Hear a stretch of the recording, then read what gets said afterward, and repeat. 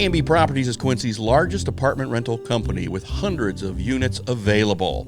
They offer short-term and long-term rentals with 1 up to 4 bedroom apartments. A&B Properties meets the needs of its tenants with care, compassion, and a quality of service that exceeds expectations.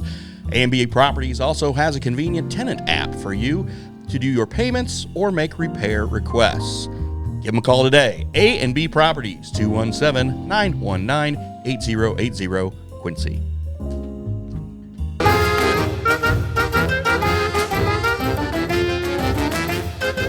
Okay, we are live. So Ryan Hink camper on Frankie Say. Tell me a little bit about yourself. Ryan Hink camper. I'm born and raised here in Quincy. Went to Quincy Notre Dame. Currently on the Adams County Board. I like to cook as a hobby. I like to lift heavy things, and I'm a computer nerd for a living. You look like a guy who can pick up heavy stuff, put it down, pick it back up, put it down, pick it up, that's a weightlifter. Yeah, that's super fun. Yeah, it is fun. I don't do it enough. Yeah. If I stop working out, the muscle comes off me very quickly. Mm-hmm. It's kind of embarrassing. I'm the kind of guy that, I have to work out. Otherwise, I'm not saying I'm big. I'm not. I'm 190 pounds, 6 foot. So that's not. All muscle, though, right? I honestly think, if I worked out and really I would not gain weight, but the quote unquote adipose tissue would fall off and the dense muscle would come up behind it maybe. Yeah. But I don't know, it's kind of embarrassing right now if I go into the gym, try to lift something. I mean, I hurt myself in the shower the other day. Yeah. Just shampooing my hair. I get a little crick in my neck. That's just Father Time catching up, man. It is. It's very embarrassing. So you're a 49ers fan? Yes, sir. And I'm a little bothered by that. But I understand why you are. Are you old enough to remember Joe Montana, Jerry Rice, Steve Young? That was the thing when I was a kid. They were where it was at when I was a kid. They were the best on the block, and I think that's what sucked me in as a kid. Jerry Rice, Joe Montana, and then obviously Steve Young. Yeah. And Jerry Rice. So. Yeah. Well, okay. So in the green room, I was talking to you about when you're supporting an NFL team. The Super Bowl's coming up in a couple weeks. This weekend is the Pro Bowl. Right, and the February 11th is the Super Bowl, right? Yep. Do you have plans yet? No, not yet. You gonna watch the game? Oh yeah, for sure. Your team is in the Super Bowl. Yeah, right. Okay, so I made mention of something when you and I were texting back and forth. I'm like, here's some possible topics. And I'll rattle those off here in a minute. Yep. But one of the things that I said was supporting NFL teams in regards to which one is a garbage city, which one is not, and which ones am I going to support based on whether or not they're a garbage city. Oh, okay. Now, okay. So here's my take on it. All right. Super controversial. I used to be a really, really big Bears fan. Mm-hmm. Now I'm just a kind of a Bears fan where I've lost a lot of faith, lost a lot of hope in the city of Chicago. Yeah, for good reason.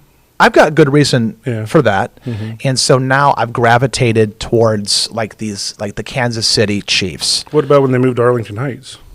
Oh, when they're about to? Yeah, when the Bears moved to Arlington Heights, though, is that still going to be an issue? Are they still the Chicago Bears? It's just a name. Is it just a name? Yeah. Okay. But I mean, Arlington Heights, I like Arlington Heights. I mean, I used to live I guess I don't. Area. I guess I try to keep my sports and my politics and policy stuff separate in my own head. Yeah. If that makes sense. But I could see where you're going with that. I could see because Chicago as a whole, used to love going there. I used to go there every summer with my family, used to take my kids.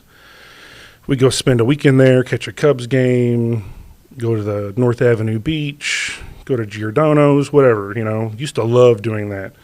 Now, no, I won't. I haven't been there in years. Actually, had a work training that was scheduled to be in Chicago, and there was an option to go to Orlando. I canceled the Chicago trip and went to Orlando instead because I was like, even around downtown, the touristy places, it's just not some place I want to be, it seems like. So, but I get that. I do think that the idea of separating politics from your sports teams is a good idea. Yeah. Okay. I am not able to do that anymore. That's my entertainment, right? So I try to keep my entertainment and because that's the cool thing about sports, right? You can go to a Cubs game or a Cardinals game, or you can go to a Bears game or wherever you're at, and you're sitting in the stands watching the game, and you could be on the complete opposite end of the spectrum politically from the person sitting next to you, but you're there rooting for the same team. You're probably buying beers for each other, having a great time. That's not the time and the place for that discussion, right? Totally. And that's really what this country needs, in my opinion, or just one of many things. But what I hear you saying is that we should play the national anthem, and everyone should stand. Doesn't matter who you are. We all stand up for the national anthem, and we don't need to play any other anthems because we are one nation, one country. Yeah, I under mean, God, there's one national anthem, there's one flag, and that's meant to stand for everybody. Like, that should be, to me, that's how it is. I mean, that's what it was for. It was meant for everybody. It's an all-inclusive thing. So I don't know how we got away from that. I don't know either, but yeah. So but San Francisco. Okay, let's just agree that It's garbage city. It's a garbage city. But I 100% will agree with that. Okay, good. Because it is. And their team is really, really good. Super good. And I like all of their intros of their home games. I did some, I was taking a look at how the 49ers start a lot of their games, about how they say the first name of the player as they're coming out of the tunnel, and then the whole crowd shouts the last name really loudly. Yep. That's kind of like a... Pretty cool. That's kind of a goosebump kind of thing. It's really neat. I mean, literally, the announcer will say, Nick! And the whole crowd will go, Bosa! Yeah. So that's neat. Anyway, I want the Chiefs to win. No offense. No, it's none taken. Okay, so what do you think about, what is your true feelings? We also talked about this. We kind of prepped this in the green room about whether or not the NFL is rigged and whether or not the Taylor Swift, Travis Kelce thing is that a real romance? Is the fact that Taylor Swift is, somebody did a study, and I was showing you that on that reel, where 18% of voters will agree to vote for the candidate that she endorses. Okay. And this idea that George Soros kind of bought her music and is kind of maybe propping her up and forcing her to do things. Travis Kelce is being paid by Pfizer. So you've got these, I guess, like for lack of a better term, super left-wing people going in, like, partying and supporting the Chiefs. And all of a sudden, that's the reason why the Chiefs are in the Super Bowl, because everything's rigged. See, I don't buy any of it at all. I hear what you're saying, and I understand the logic behind the thought process there.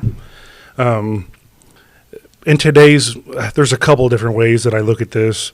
One, in today's world with smartphones everywhere, the internet, everyone involved in everything else, so many people involved in so many different things. Can anyone really keep a secret? So if there was this mass conspiracy like that for the NFL, for example, how many thousands of different people would have to keep their mouths shut? I agree. So what in the likelihood of something like that happening? It's like when people try to say they faked the moon landing.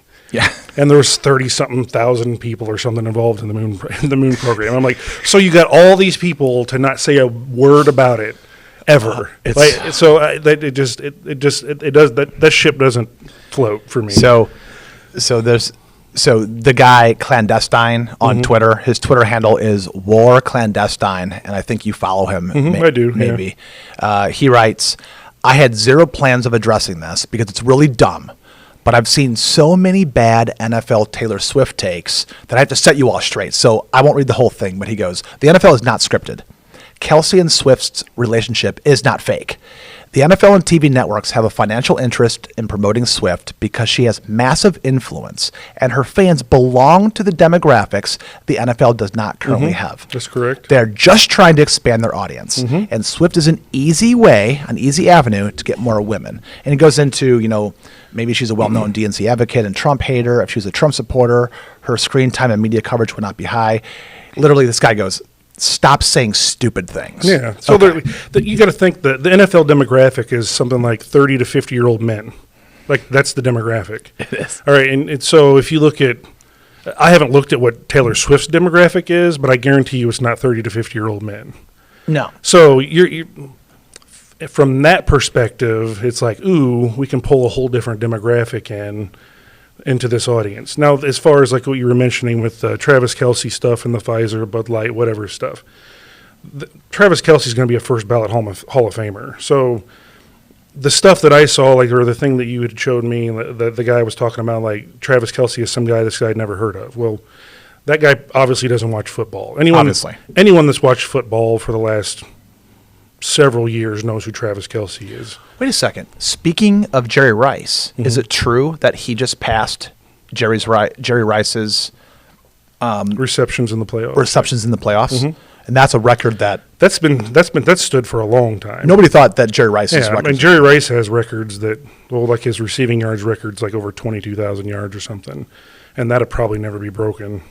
I can't imagine how that'd ever be broken, but there are other records that Jerry Rice has that have people thought no one would ever touch, and for a tight end to do that, and obviously there's got to be a lot to go a player's way. They got to be in the playoffs, obviously, to get postseason receptions and whatnot, and the Chiefs have, established themselves as a modern day dynasty. I mean, let's call it what it is. So what is that? What is it? 4 of the last 5 Super Bowls they've been in now, right? Right. So would this be his 3rd Super Bowl win if he wins? Yeah, I believe so. Yeah. Okay. Yeah, because Mahomes has 2, I know for sure, and Travis has been there the whole time. So. Yeah. Well, interesting. So, going through some of these possible topics. So, is the NFL fake? Supporting NFL garbage cities. Mm-hmm. The rest of this stuff I've got on here is stuff. It's kind of fun. So, I wrote Nikki Haley, RFK, Bitcoin. That'll drive everybody out of here if we start talking about Bitcoin. Andrew Tate, E. Jean Carroll, and the Texas situation, which is getting worse and worse as Texas starts to fight and try to protect herself. Okay. Yeah. But so you are. It's weird. So one of the things that I like about you, and I think is really cool, there's like a ton of things. One thing that kind of stands out is you are like the anti-politician politician. Yeah, I think it's a fair assessment. And I'm sorry for calling you a politician, but at least I leveled it out. Well, I know. I mean, it is what it is, right? I usually say I'm not a politician, but the anti-politician thing, like that sounds more accurate to me. I've never heard that before, but it sounds more accurate.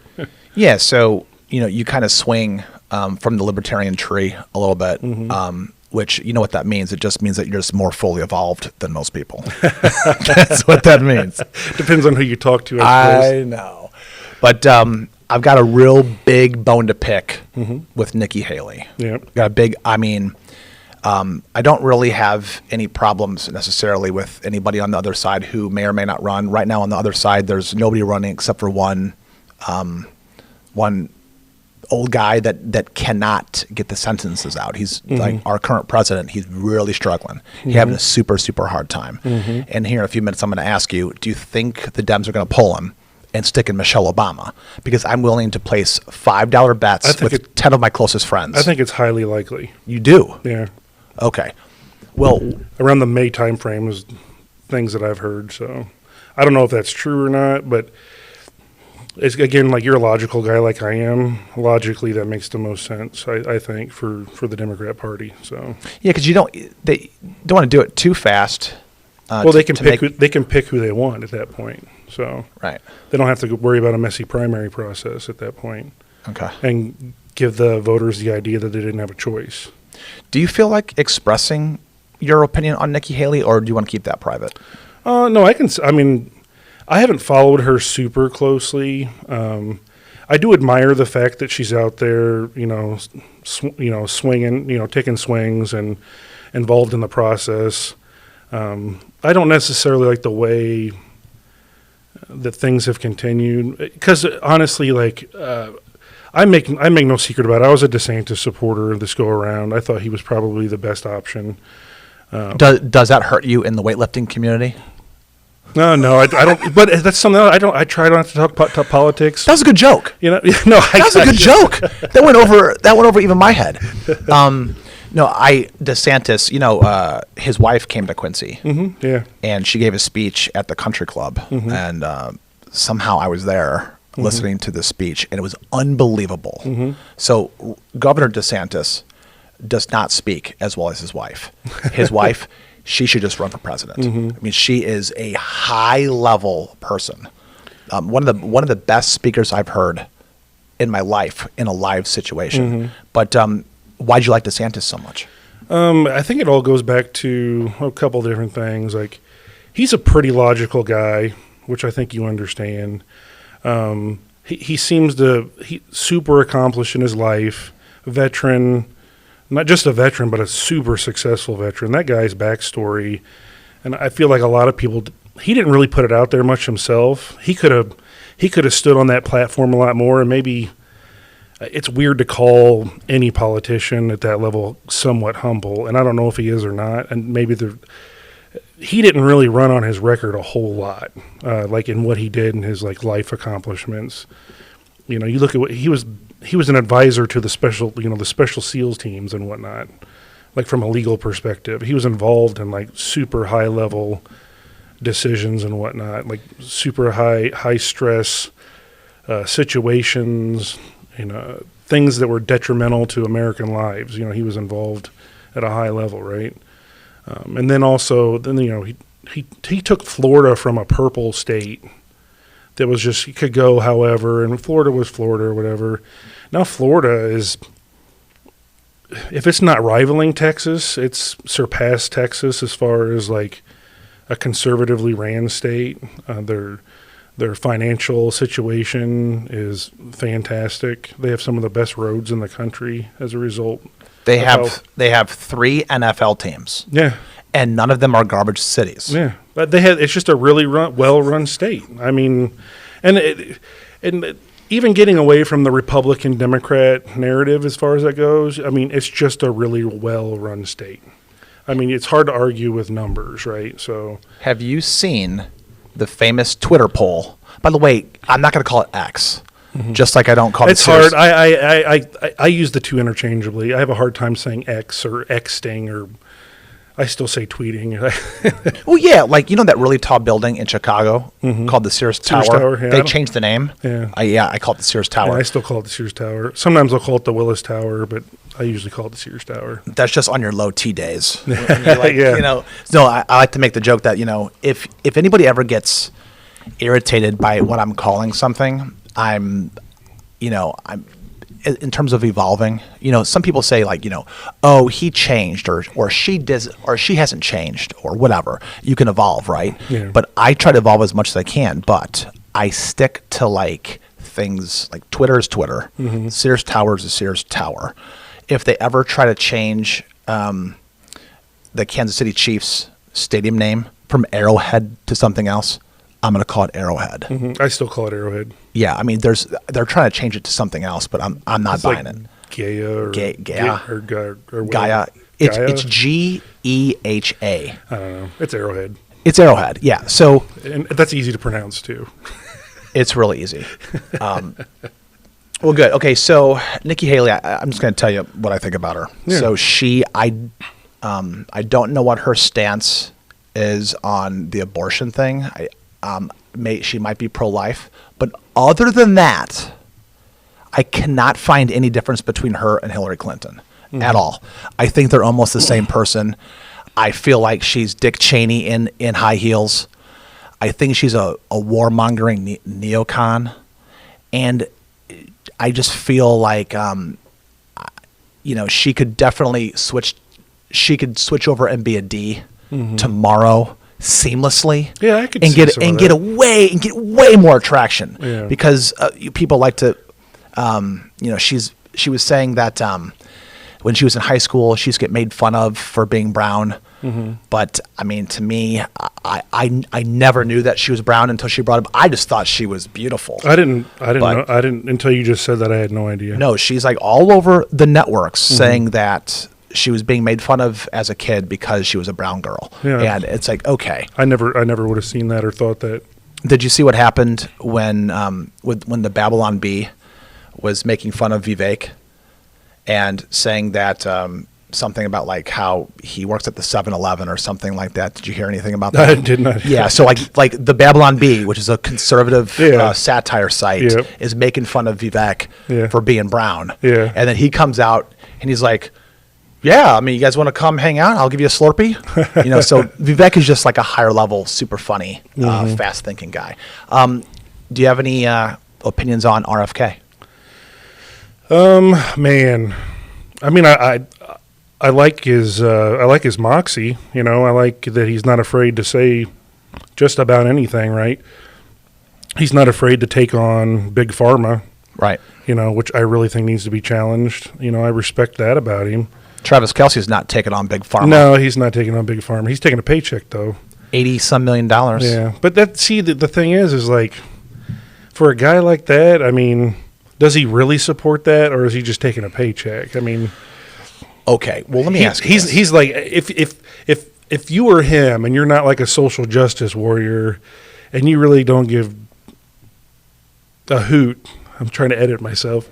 You don't give a hoot about any of the political stuff, and like some pharmacy companies like, hey, we'll give you $80 million to do some commercials for us.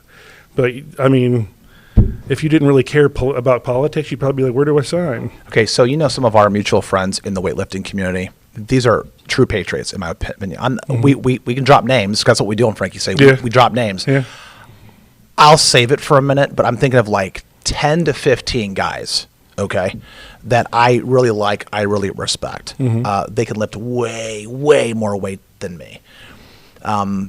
But they generally all kind of feel the same way about politics. And I probably know every one of them. You do. Yeah. You do, and all good guys.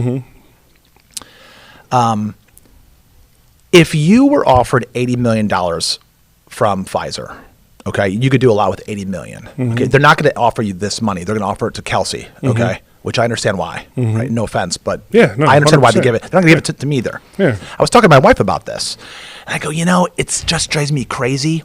I kicked Travis Kelce off my fantasy football team when I saw that commercial. And the guys on my fantasy football team, a bunch of cops and firemen, they said the same thing that you said. They go, Frankie, really? You're not mature enough to separate football from politics? I'm like, no, not anymore. I'm just not. No. Oh, you're a big pharma guy. They're like, oh, are you kicking him off your team because of Taylor? I'm like, no, I want him to put the hurting on Taylor. Yeah. I'm so happy about that. But see, here's the deal, though. From a libertarian perspective, I don't care that you feel that way. You know what I mean? Yeah. So it's like you can do whatever the heck you want and think whatever the heck you want, as long as, like, what do they say? As long as you're not taking it out of my pocket and you're not cutting off my arm, I don't care. So, if Pfizer, would you take money? Would you take $1 million, $2 million, $3 million, $5 billion, whatever it is, from Pfizer? That's hard to say. I'm not a person that's in that world or in that life. You know what I mean? Listen, I'm saying this. I'm saying that, like, you would have to go to the weightlifting community, some of these badass dudes who are real patriots. I'm saying these guys are so on the money, on the level in my eyes, that if they asked me to join their militia, I would be like, hell yeah, I will join your militia. I'm just saying, if they find out that Ryan Hinkamper is taking money from Pfizer, I don't think they're going to let you in that gym. That's how hardcore they are. But unless you paid them, if Pfizer was going to give him $10 million, and then you had a meeting with these guys and said, hey, I'm going to get $10 million from Pfizer to kind of just say that I like it, okay, but how much do you guys want so you don't make fun of me and I can still work it out? Well, I guess to me, it's like, again, it's like the people that I know personally and that know how I am, I was like, yeah, I basically got paid $10 million to play an actor, and I played a role, and I got paid to do it. You know what I mean? Oh, interesting. Oh, it's because maybe Kelsey's a true blood and didn't actually take the shot. Possibly. Oh, interesting. Yeah, maybe he's against it, but will take the money. Well, yeah, I mean. Oh, I never. That never. Money talks. That never occurred to me. Okay. So I'm going to skip over Andrew Tate. Garbage human.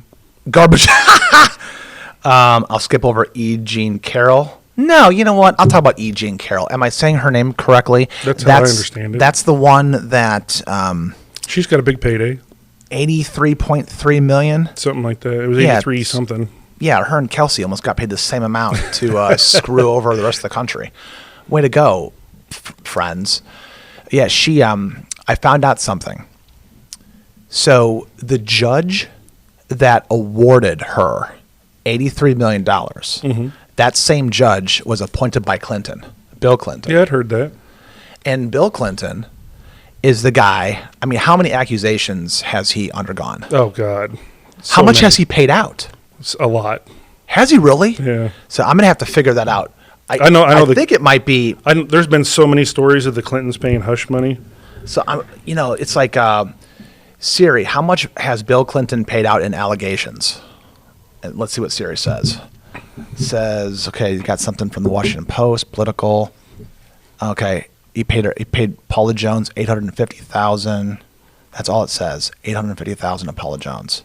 But that's for allegations. Mm-hmm. So it always reminds me of. That's another one of those cases where there was something there where there was a payout and a non-disclosure agreement, I'm sure, signed, and Trump's done the same thing. Yeah, so it goes back to this idea of like they're trying to like make him not be president by saying things like, "Oh, you did something to this woman." Yeah, but that's not how it works, though, either. Right. So I got into a little bit of a back and forth with someone the other day, and they were talking about. Essentially, this person was saying, like, Trump was convicted of raping Paul or E. Jean Carroll or whatever. And I was like, no, he wasn't. She's like, well, what do you mean? And then, yeah, he was. I was like, you're convicted. A conviction's a criminal offense. You get convicted of criminal offenses, right, in a court of law. You get found liable, or what do they call that? They call it yeah, in civil trials. Yes, in civil. There was a civil case, so he was found, credibly liable or whatever the heck it was. In that case, so but people like to take the terms and contort them and make it sound like he was convicted of rape now at this point, when that's not what happened. Do any of us really know what happened? I don't believe we do. So only I think only Donald Trump and E. Jean Carroll knows what really happened, and we'll never know the whole truth. So. I wonder though. It's a shame that I have to preface this, but. What I'm about to say is going to give somebody the wrong idea, so I want to say this very carefully. Mm-hmm. Rape, sexual assault, all of those super high crimes in which those are abhorrent. Terrible. It's super, super bad. Mm-hmm. It's up there, kind of with murder. Yeah, it's up there. I'm not saying it's as bad as murder, but some women would say. It is, and I don't disagree. Yeah, it's a life sentence for the victim involved. Correct. It's terrible. Correct. And I know what I would do if someone did that to one of my loved ones, and I could get the guy alone in a room with no cameras. Right? I know it. I can't say it's unspeakable. That being said, what is more treasonous, E. Jean Carroll alleging that Trump did that, or the way that Biden is treating the border? What is more treasonous? Well, treasonous, when I think treason, I think, directly impacts the country. Now, the whole E. Jean Carroll thing, Trump's been in the limelight his whole life, and he's had accusers most of his life. He's been involved in lawsuits and stuff his whole life. So that's to me, that's just part of Trump's life. When you look at Trump, that's the stuff that comes with Trump. That's been his whole life. Now, the border thing, and not doing something about that to me, that's more egregious towards the country, and you could make an argument that would be treasonous. Yes. Yeah. So, I agree. I think the idea that the Texas has to defend itself against the federal government. The federal government is actively moving against Texas and saying, there are 28 legal points that they can cross in from the border. Yep. But the federal government is saying they can cross anywhere. Anywhere they want to cross, they can come on in, and you don't have a right to stop that. Well, that's a really big problem. And the Supreme Court tends to side with that. It's kind of feels like the fact that Congress hasn't acted. And we've been talking about immigration reform for decades upon decades. It's one of those issues that's so radioactive that no one will take a firm stance on it. Well, I take that back. You have some people that take a firm stance on it, but you don't have enough of them. There's too many that want to dance in the middle to try and play both sides, right? Yeah. They don't stand on principle. Right. Actually, my guest last week was the great Kate Daniels, and she had some really interesting ways her opinion on it was very interesting and caused me to look at it in a different way. I don't know if I agree with everything, but she had I appreciate she called it a manufactured crisis. And at first when she said that, I was kind of irritated. And then as time has gone on, I more fully understand what she was saying. I've heard that phrase before, but then I did some digging, and it's not necessarily what I thought it meant. But it's an interesting take on it that part of her point. Also, she doesn't really think it's a big deal, and I think she supports it. And she is an extremely intelligent person, so I really deferred to much of what she said. But generally speaking, it seems like if you're not John Fetterman, the Dem up in Pennsylvania, who's actually been saying some pretty good things recently. Right, but most of the Dems seem to, and I shouldn't say Dems. I mean, I don't like the games between the R's and the D's. Yeah, I don't either. I don't like it. It drives me bananas. And I don't even like to speak in those terms. I don't like the tribalism in politics. I don't like the echo chambers. I don't like the fact that there's no free thinkers anymore. Drives me freaking bananas. But so part of this is Congress has failed to act. They're not doing anything. You can't blame that on just one group or the other. No. It's all of them. Truly all. But you've got all three branches of government that are effete. They're incapable of solving these things. So we're going to continue to go. I really want to see how this all kind of shapes up the next 2 or 3 months and up until the election. Yeah, it's one of those things where it's human nature in general, right? So, it's not even just human nature. It's just nature in general. Like, nothing evolves until it's forced to evolve, right? Like, nothing truly changes until you're basically on the precipice of obliteration, and then you have to change. Like, things resist change in nature until they absolutely have to change. Humans are no different. We're no different. That's how it always be. Like, until I talk to my friends about this all the time, and I'm like, when's this going to change, or when's this going to get better? And I tell them, I'm like, it's not bad enough yet. Well, believe it or not, it's not bad enough yet. There's people still making money in the market, and there's still people like putting food on the table. We haven't hit that Venezuela where people are eating dogs and fighting over toilet paper stuff yet. You know, like, we haven't hit that point yet in the United States.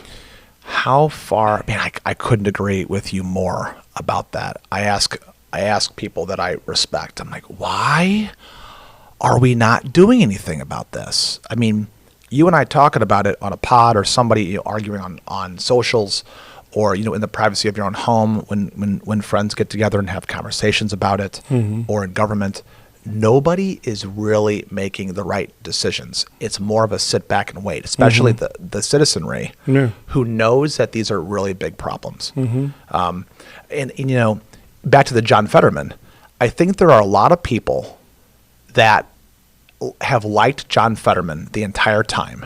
He's the hoodie wearing guy. I think he had a stroke, the poor guy. And I remember when during his election he was having a hard time speaking. People were making fun of him. And me included. I mean, I won't sit here and say like I thought it was odd. I thought it was a bit of a slap in the face to like what the position is that he's in. But it is what it is. But he's got this. But he's going against the grain. No, yeah, you're right. Of his followers now, with this one particular issue, he has said the border has to be shut down now. Like this has to stop. Which one of the things, if you've got the mayor of New York and the mayor of Chicago, they're both saying, stop it. We can't handle this anymore. Well, what's so crazy about that too is how many, what do you want to call them? Immigrants, aliens, migrants, whatever the heck you want to call them. How many have they dumped in the Chicago area? 5,000-10,000 recently? Yeah, something like, I don't know the numbers. And then there's, what is it? Brownsville, Texas gets like, what do they say? Like 30,000 a month or something. Yeah, I think I think there's going to be 12 million. Okay, here's the projected number. Yeah. I'm not claiming it's accurate, but I've heard from multiple sources that the projected number by the end of Biden's term, there will be somewhere between 10 and 12 million. I'd heard something similar. But you take Chicago, the third largest city in the country, right? And it breaks at 10,000 people. And you have cities in Texas that are taking in tens of thousands every month, and they're supposed to just deal with it. How does that work? And it's the same with New York and everywhere else. It's like they've been all pro open borders in these areas, and that's why they were like, okay, well, like we're going to send them to you guys just to get just to experience like what we've been dealing with down here for years, and what we're sending you is a mere fraction of what we see in a month, and you guys can't even handle that. Have you been to St. Louis lately? Yeah, I go through there pretty frequent. So I was there last month, Mm-hmm. and to be fair, it was a couple months ago, but it was cold, but not free. It was before we got that really big cold snap, and yeah, I'm trying to think of the date of it. Like general, I mean, at Christmas Eve, it was 60 degrees on Christmas Eve here. Yeah, I golfed. It was fantastic. Did you really? Yeah. So I'm in St. Louis, and I've got 2 or 3 customer accounts that I have to go to, and I'm seeing homeless people everywhere, just everywhere. And generally, you see a couple, but they were everywhere. And I'm trying to figure out. I don't think those people have come across the border. I mean, they are. First of all, they're white, old, sunburnt. I think they've been homeless for years. But my question is, why is there more, and why have we been talking about all the women, orphans, and children coming across the border when I'm looking at those videos? I mean, you know, we were talking about deep fakes in the green room, about how you think deep fakes are going to continue to be a problem and be worse. I think it's going to get really bad come October. Yeah. Are any of those illegals, the migrants coming across the border? Have you seen those videos? I don't believe those are fakes. No, I don't believe any of that's fake, because I think because there's so much of that information out there from so many different sources. I think that's all legit. We're seeing that's legit information. The political stuff that's blatantly skewed one side or one way or another, that's stuff, and then you can't, and it's hard to really see, like, well, when was this recorded? When did this person say this? Like, that's the kind of stuff that's going to be slinging back and forth come October in the election. So I agree, but a lot of the people who are coming across the border, they're not women, orphans, and children. They are men of military age. I mean, millions. Okay, and they're coming from all over the world. They're coming from as bear. I can't even pronounce some of these. Some of the stand countries. They're coming from the Middle East. They're coming from if you're Central America. If you're trying to get into the United States, are you going to try and fly in through JFK if you're on some kind of list? Are you going to fly into Central America where they don't care and then just come across the border with everybody else? Well, they're men of military age. Well, that's cause for alarm, because I'll tell you right now, as somebody who is very pro-immigration but anti-illegal immigration, if I'm seeing women and children, I mean, I've seen the videos of the mother pushing the baby through the barbed wire. That's awful. I mean, that really makes me feel terrible to watch that. And I know that's a humanitarian crisis. But the men of military age coming across, I don't look at that as a humanitarian crisis. I have used the term invasion before, and maybe that's too strong of a word. It's hard to not think that way when you just you look at what just happened in Israel, right? Where who's to say that someone wasn't trying to like stage enough people in the United States for something, and then there's through media there's some type of a signal, and then there's some type of huge event. I mean, it wouldn't be hard for someone to manufacture. Hopefully our intelligence community's watching out for stuff like that, but our intelligence community's failed us how many times before? The intelligence community doesn't seem to pay that much attention to the things they should, and that's good and bad. From a libertarian standpoint, there's things that I can say and things I can write on socials that maybe these deep state, these intelligence agencies could look at and say, oh, all right, you know what? Maybe we should look into what Frankie's doing. Like, maybe we should pay a visit, So from that standpoint, I'm glad they're not. But when somebody openly says something and they've got the satellites on them, and they've got the facial recognition technology, and they know who the person is, and they don't lift a finger, like that one guy who came across the border a few weeks ago and says, "Oh, you don't know who I am? Oh, I saw that. Yeah. You will know who I am soon." And they're doing the facial recognition, and there's I think it's like a 94% match that it's this guy, this terrorist that was imprisoned in the Middle East for 10 years. And now he's been let out, and he's been out since January of 23. And that's probably the amount of time he came over, I think, back in September or October. It probably took him a few months to get a job, to get the money, to get the boat, on the cargo ship and come through Central America and work his way up. It probably took him 6, 7, 8 months to get from that country up through the southern border. And now he's there. And the question is the FBI going to do anything about that? I don't know. I don't. It's not much I trust the FBI with, sadly, anymore. It seems, with all the stuff that I've seen in recent years and the bureaucracy that seems to be there in the FBI, how they've handled some things, how politicized it seems to be now. I've lost a lot of faith in the FBI. I really have. Do you want to get rid of 3-letter agencies? I think a lot of them could be gotten rid of. Like what? Like which ones? EPA, FBI, IRS, the Federal Department of Education. I know it's not a 3-letter one, but no, okay. I think you can. Ooh, you want to get rid of the Department of Education? Yeah. Yeah, me too. Yeah. Hey, high five. I think more local the better, man. States can do it better than the federal government. I agree. And then it all gets back to you let the states handle it, and it's like, oh, this state's doing it really good. Maybe I'll move my family there, and that's where we're going to go. And then because you're free to move around the country, right? Well, speaking of the IRS, I don't know the last couple 2 or 3 years that you've done your taxes.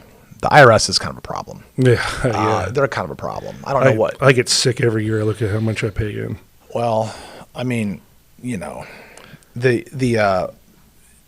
feel like you've got the revolutionary spirit flowing through your somewhat veins? Yeah. I definitely do, and I talk about it a lot. Maybe I talk about it ad nauseum. It's possible, but this idea you get a little more hyped than most. I get a little bit more hype. I get a little antsy. I get a little squirrely talking about it. But the past 2 or 3 years, when I've gone to, I'm gonna give a shout out to VNR Accounting on 8th and Hampshire in Quincy. So they do my taxes, and every year they ask me, they say, have you sent or exchanged I know where this or is sold any cryptocurrency? And I go, why would you ask that? I don't know what you're talking about. I don't know what you're talking about. I lost them in a boating accident along with all of my magazines that are over 10-round capacities. So isn't it weird that the IRS, so anybody who has done their taxes, if you've gone to H&R Block or you've gone somewhere local, for all of the great local accountants in Quincy, because there's a bunch, they ask you, it's the first question they ask you. Okay, has anybody ever asked you that question before? Has an accountant ever asked you that? Yeah, I get asked that every year. Every year? Every year. It's the first, it's one of the, it might not be the first thing. Yeah, but it's the first it thing. always comes up.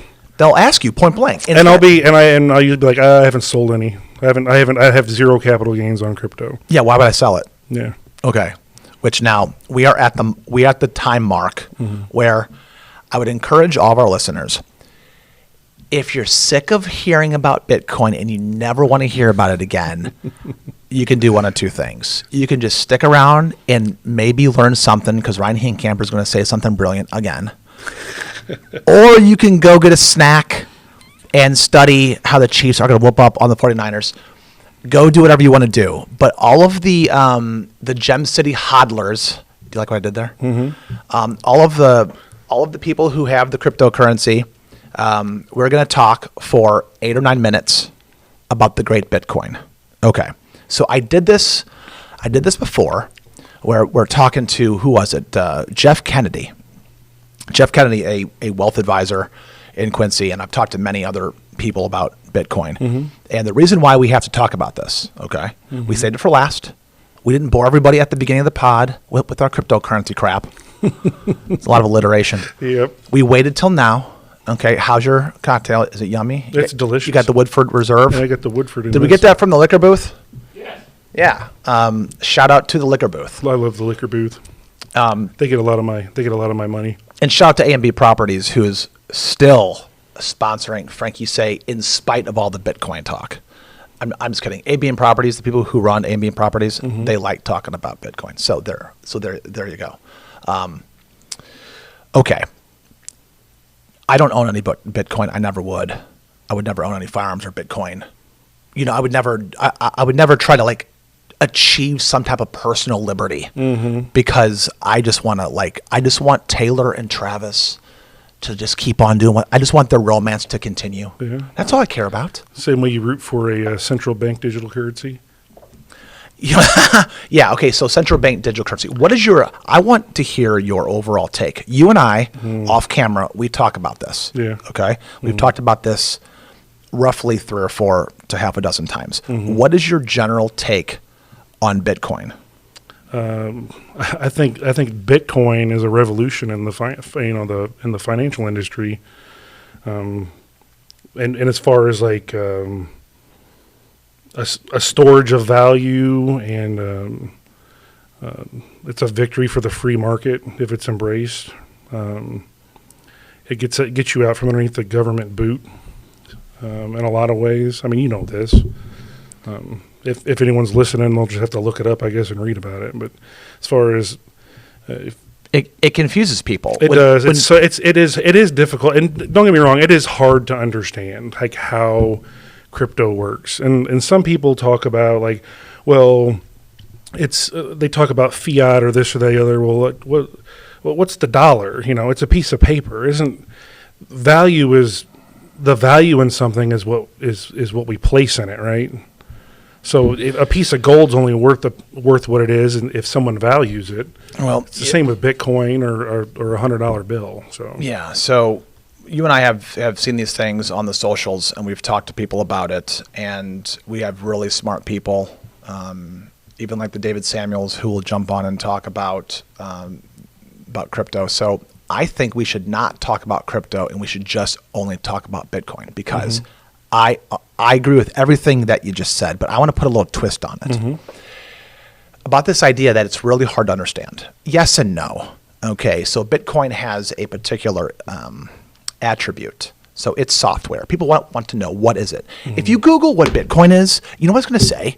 It's going to say a P2P decentralized currency that operates off the white paper, blah, blah, blah, with SHA-1566 cryptography. Okay, that's all whatever. You had me decentralized. Okay. For those who are listening who really want to know what Bitcoin is, it's software. Okay? And there are machines all over the world, on every continent, in almost every country. And when I say almost every country, I think it's every country, has machines running. And it's running on a network. And it has never been hacked. And nobody knows who designed it. There are 15,000 other Bitcoin wannabes, and everybody knows who, not everybody, you got to look it up, but it is known who the creator is. Satoshi. Right, but that's a fake name. Yeah, no one knows who Satoshi is. No one knows who Satoshi Nakamoto. And Bitcoin is just like the US dollar. The US dollar, $1 is divided into what is known as cents, and there are 100 cents in a dollar. The US dollar isn't backed by anything other than the full faith and credit of the United. You know where I'm going. Yeah.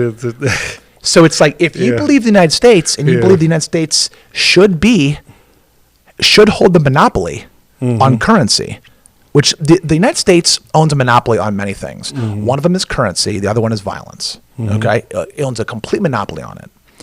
The idea that Bitcoin is the greatest invention since the internet. Yeah, no, I agree. And artificial intelligence is coming up fast too. Do you know what AI says about Bitcoin? Oh, what does it say? It loves Bitcoin. I bet it does. It loves Bitcoin because it sees the genius in it, and it views Bitcoin as like a related cousin to itself. I could totally see Whereas he, geez, I'm anthropomorphizing AI. Whereas AI thinks that that USD is a crumbling entity. Well, yeah, I mean, unto itself. Look at how old that system is and what it's based on, and I don't know. I do know about you, but like I don't know about anyone else that's listening. But I would rather put my full faith and credit in something other than a government somewhere. So Well, there's only one country printing USD. And when I say USD, I'm talking about United States dollar. There's only one country printing it. That country is printing it nonstop, which devalues the currency itself. And what Bitcoin is, not only is it currency, but more than that, it's actually not. It's actually, I'm going to make the argument that it's hard money. I won't even say that it's currency so much. I mean, love is currency. My kids think that Cheez-Its are currency, okay? They make their bed, they get 5 Cheez-Its. I don't want anyone to think I'm a slave driver, but okay, fine, I'll start giving them 10 Cheez-Its to make it fair. But Bitcoin is hard money. It's hard.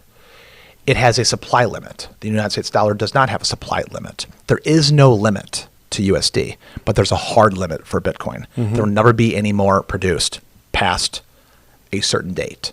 And we know this. As a matter of fact, the halving, for all you Bitcoiners out there, the halving is coming up in like 90 days or something like that.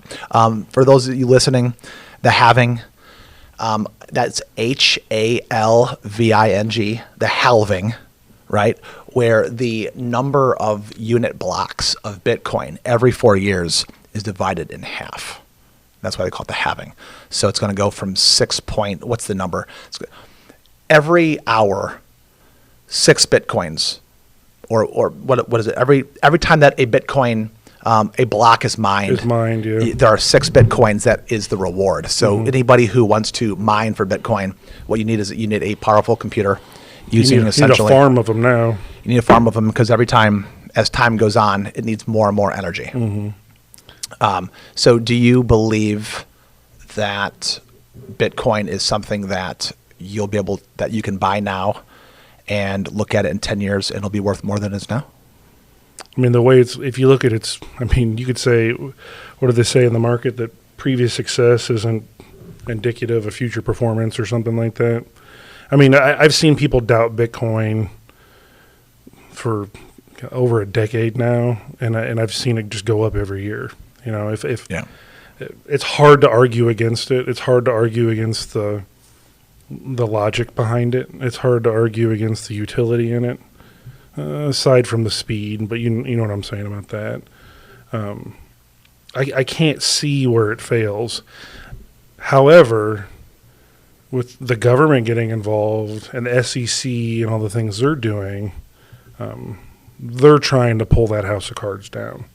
So, and that's something I can't predict. So, the U.S. government doesn't seem to really believe in it, but it doesn't look, like Gensler, who's the SEC chair, and you've got some of like the big heavy hitters in Congress.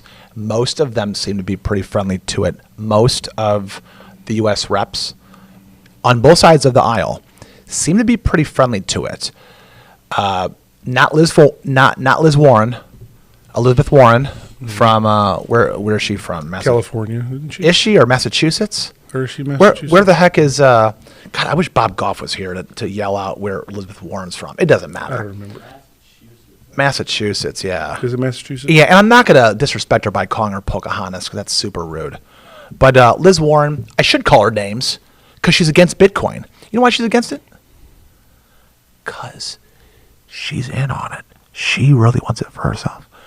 She is a heavy proponent. She's not a proponent. She's against Bitcoin, very much so.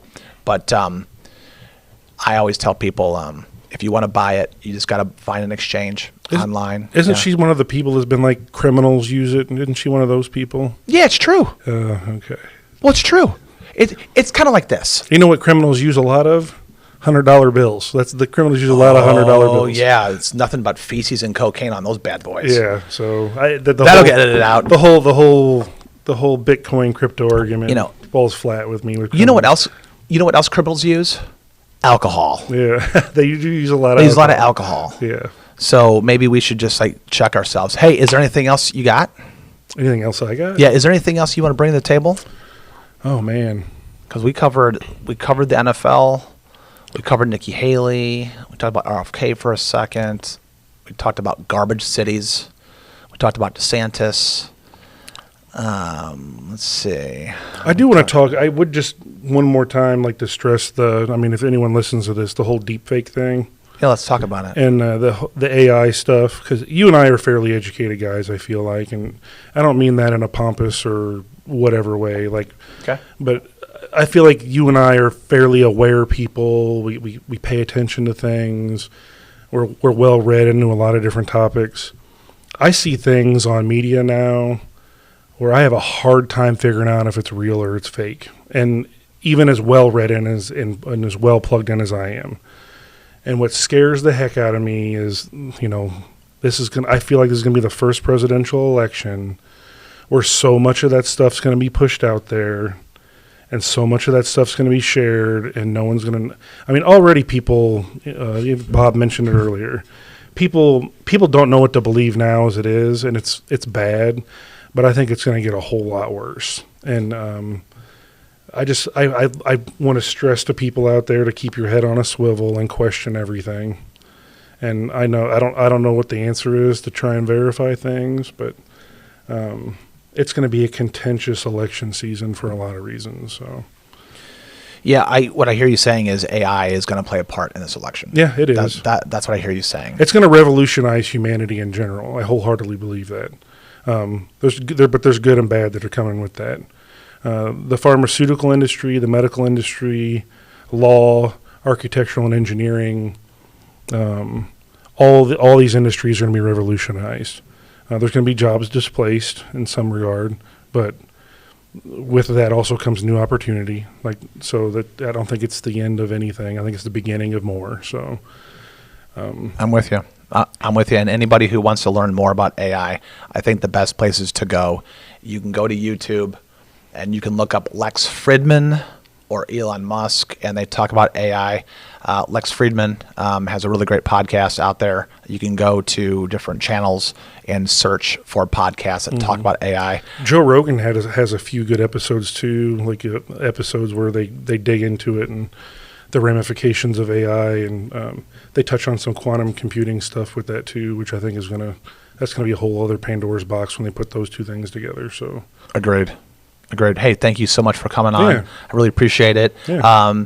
The great Brittany Bowl told me earlier today that you are the first to achieve the trifecta. The trifecta. You have been on Club Muddy, Frankie Say, Coffee Talk, whatever, and Brittany has said that her and Bob are going to try to find you this big, beautiful Muddy River gold jacket that you can wear all around town to be the first to do the trifecta. So thank you. Yeah, thank you. All right, thank you. See you later.